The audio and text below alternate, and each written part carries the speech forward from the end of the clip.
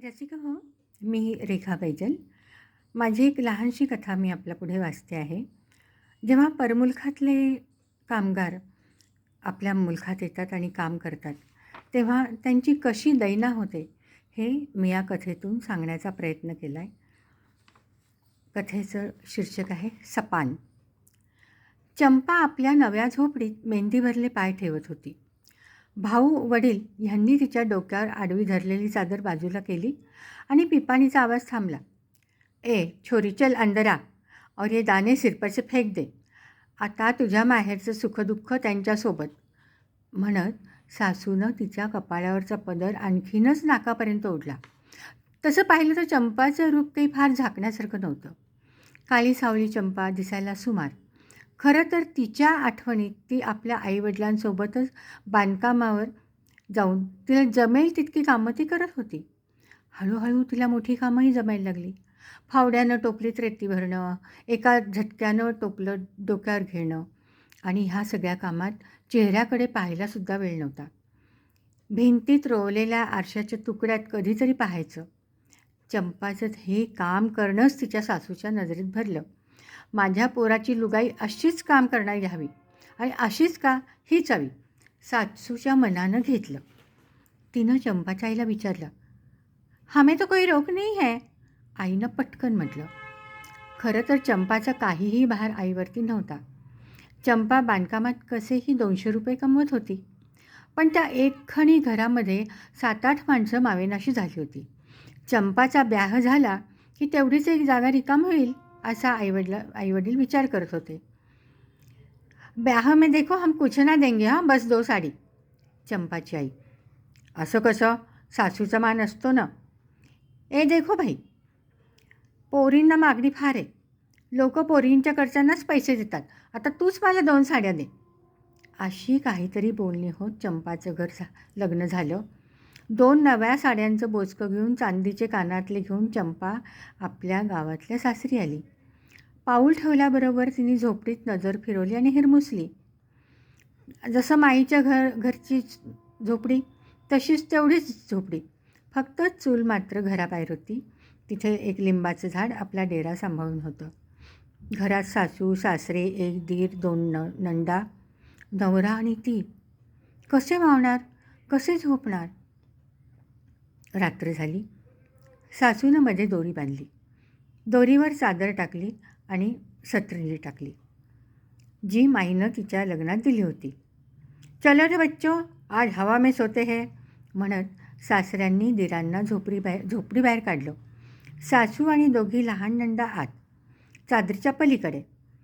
चंदा कसनुसली. नथूनं तिला जवळ ओढलं. चंपा घट्ट ओठ दाबून. जरा आवाज झाला की सासू उगाचच खोकत होती आणि कदाचित नथूला आवर घालत होती. चंपा सकाळी उठली. सासूनं बाहेर चूल पेटवली. चल चल री, नहा ले और रोटियां डाल, सासूनं बजावलं. चंपानं डोक्यावर पदर घेतला. ती भाकऱ्या थापू लागली. भाकऱ्या झाल्या न झाल्या तोवर नथूनं समोर रुमाल ठेवला. 1 रोटी तेरी और 1 मेरी. तिनं आश्चर्यानं त्याच्याकडे पाहिलं. भुवया उंचावल्या. काम पर चलना है मेरे साथ. चंपाचा हात थबकला. माहेरी मातकाम आणि सासरी पण मातकाम, आणि माहेरी रोटी तरी बनवायची नव्हती. इथे पाणी भरा, रोट्या टाका. माहेरी बरं होतं की. आणि रात्री सासूच्या अस्तित्वासमोरचा शृंगार, आपल्याला न कळालेला नुसता धुसमुसेपणा. आला दिवस जात होता. चंपा कामावरून मातीत माखून येत होती. अंग झटकून चूल पेटवत होती. कधीतरी काम करता करता, टोपलं देता देता नथूचा स्पर्श व्हायचा. त्याच्या काटक शरीराकडे ती पाहायची. नथू हसायचा. बस तेवढंच काय ते. पण घरी नथू एकही शब्द बोलायचा नाही. जे काही बोलायची ती फक्त सासू बोलायची. सगळे दिवस असे दगडामातीत खचत होते आणि नातं मात्र फुलत नव्हतं. आपल्याला काय वाटतं हे चंपालाही कळत नव्हतं. आणि अशातच एक दिवस नथू घाईघाईनं घरी आला. अम्मा, वो उधर ठेकेदार का बुलावा आया है. मोठं बांधकाम आहे आणि रोजंदारी पण जास्त आहे. 500 रुपये मुझे और इसको 400. म्हणजे काय, तू हिला घेऊन जाणार? अम्मानं नाराजीनं विचारलं. अम्मा, अगं इथे 150मध्ये काम करते, तिथे 400 मिळतील, इकडे पाठवून देईन ना. चंपाचं मन आनंदलं.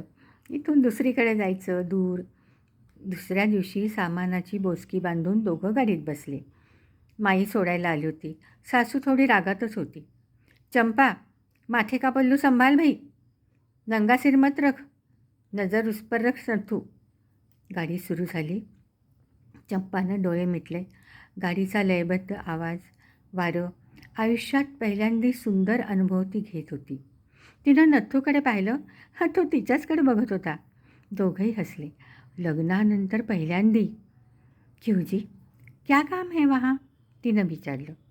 आपल्या नशिबात जिथे तिथे हेच काम आहे, मात का. पण आपण दोघं. त्यानं तिच्या खांद्यावरून हात टाकला. ती प्रथमच शहारली, लाजली.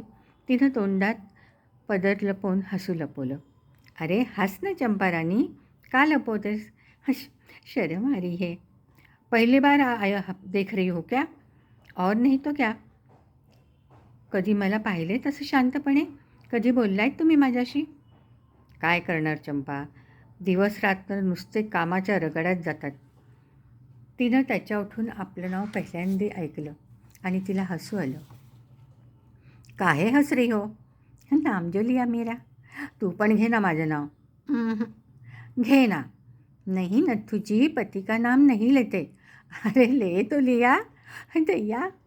ती लाजली. गाडी गावी पोहोचली. दोघं उतरले. नथू पत्ता विचारत होता, पण त्यांची भाषेची लकब कोणाच्या लक्षात नव्हते. अखेर त्यांना जिथे जायचं ती जागा सापडली. नथू कॉन्ट्रॅक्टरशी बोलत होता. चंपाचं हृदय मात्र धडधडत होतं. या नवख्या अनोळखी जागी आपण राहू शकू? इथे सगळे मराठी बोलणारे लोक, किती वेगळी माणसं. नथू आला तो हसत. अरे चंपा, हमें यही रहना है.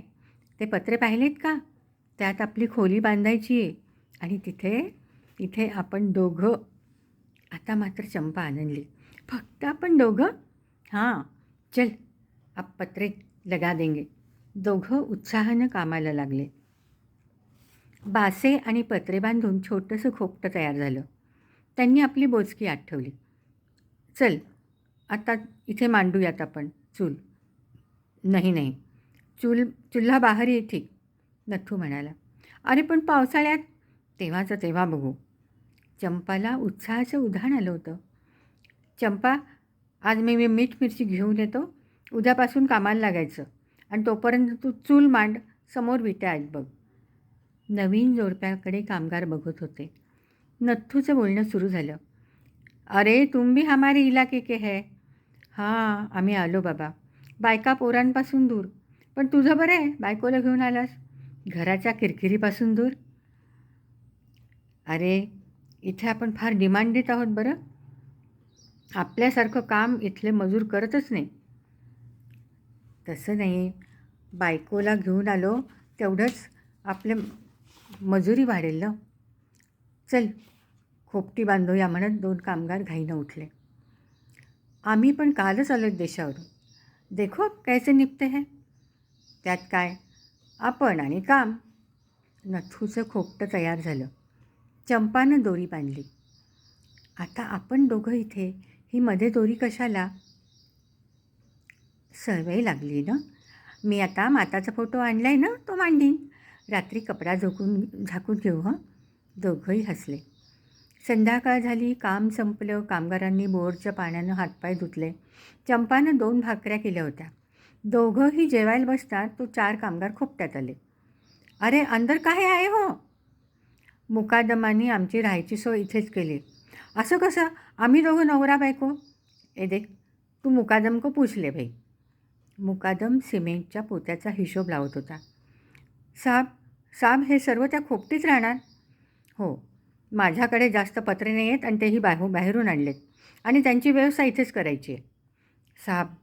साब मी माझी बायको. मुकादम काही बोलला नाही. त्यानं नुसतं रोखून पाहिलं. त्यानं मोटरसायकलला किक मारली. नथू हिरमुसला. तो झोपडीत आला. चंपा, डाल दे रस्सी पे चद्दर. क्यों? अगं ते सगळे इथेच राहणार आहेत. चंपा गळाठून बसली. तेवढ्यात ते 4-5 जण आत आले. भाऊजी, कल से हमारी भी रोटियां डालो. का है? हम क्यों डाले रोटी तुम्हारी? अरे त्याचे पैसे देऊ आम्ही तुम्हाला, पण आमच्या रोट्या टाका आणि हे बघा हे मुकादमनी सांगितलंय.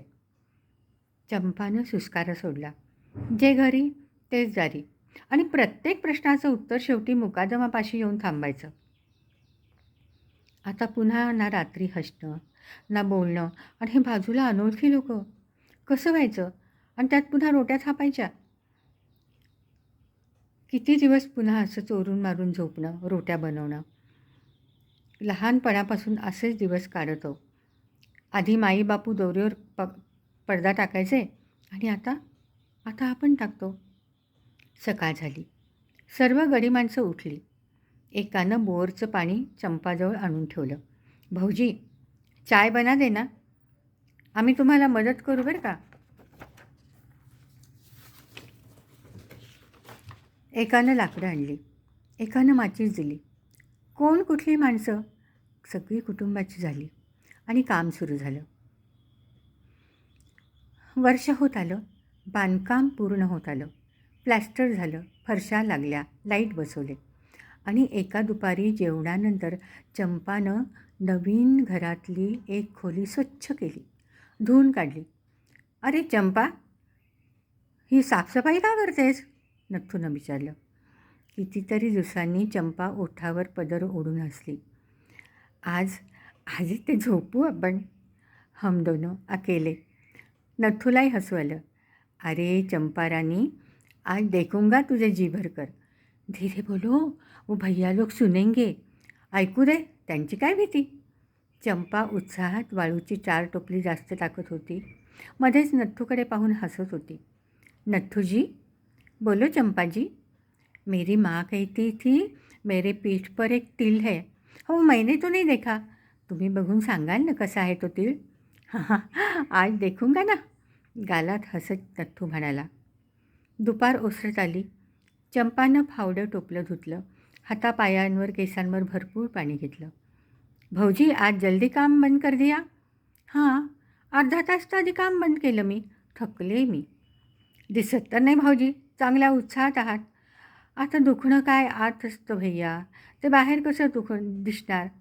चंपानं भराभर भाकऱ्या केल्या, भाजी केली आणि दिवस ओसरायची ती वाट पाहत होती. मुकादमाची गाडी वाजली आणि सोबत मेटॅडोर रिकामी. मुकादमानं सगळ्यांना हाकारलं. सर्व कामगार जमा झाले. आज तुम्हाला इथून दुसऱ्या साईटवर जायचं आहे. आत्ता. आज उद्या सकाळची हजेरी त्या साईटवर होणार आहे. चला, आपलं आपलं सामान पटकन गोळा करा. मेटॅडोर आलं आहे, त्यातून निघायचं आहे. चंपा आणि नथ्थू मरगळले.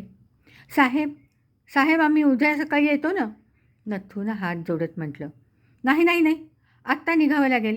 मी मेटॅडोर मागवली आहे आणि इथून 15 किलोमीटरवर साईट आहे. साहेब, आम्हाला सामान बांधायला लागेल हो. चंपानं कधी नव्हे ते मुकादमासमोर तोंड उघडलं. हो हो, बांधा ना सामान. 1 तासात होऊन जाईल. अरे तुमचं सामान आहे तरी किती? साबजी, आजची रात्र काढू द्यावं इथे. नथ्थू आजीजीनं म्हणाला. आता रात्रीत काय होणार आहे? उद्याचा तिथे मुहूर्त आहे, तो सांभाळावा लागणार आहे. तुम्हाला निघावंच लागेल. चला, आटपा पटकन. आणि तिथे गेल्यावर पत्र टाकावे लागतील तुमच्यासाठी. जड पावलांनी दोघांनी सामानाची बांधाबांध केली. रोट्या बांधून घेतल्या. सगळेजणं सामानासकट दाटीवाटीनं मेटॅडोरमध्ये बसले. मेटॅडोर सुरू झाली.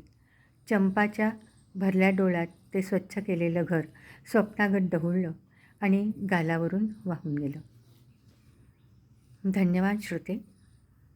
ही सगळी जी माणसं आहेत ही मी माझ्या शेतामध्ये अनुभवली आहेत.